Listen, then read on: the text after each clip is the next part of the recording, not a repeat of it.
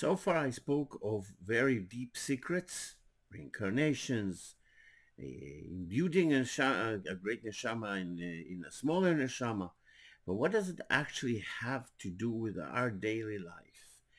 99.999% of the humanity has no idea what I'm talking about, that it even exists. No matter that it does have some kind of knowledge very deep inside, and the deeper you go, the more knowledge one has, since all creation is stems from one point, from God.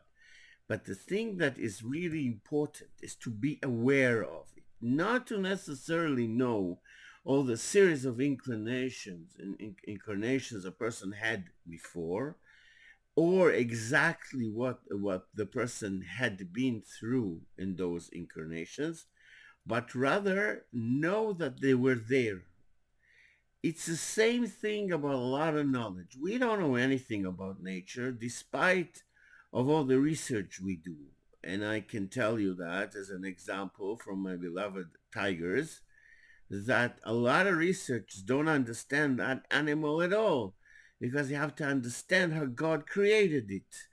The tiger is the fiercest of all animals. It's the only animal that lives without any fear.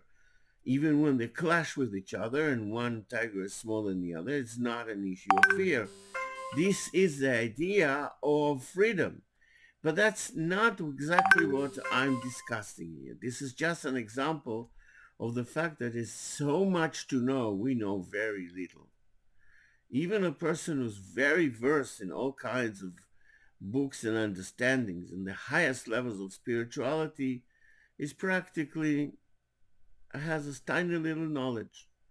What it does affect and what it is important for all of us is to know the reasons behind the scene. There is something that is happening there, and therefore it affects us. That awareness allows a person to have more tools to deal with their issues and to have a sense of freedom. Why? Because you know, for example, that issue that is most important to you in this life is a residue from the last life. But it doesn't mean one has to know everything about that life. But that awareness alone is so important.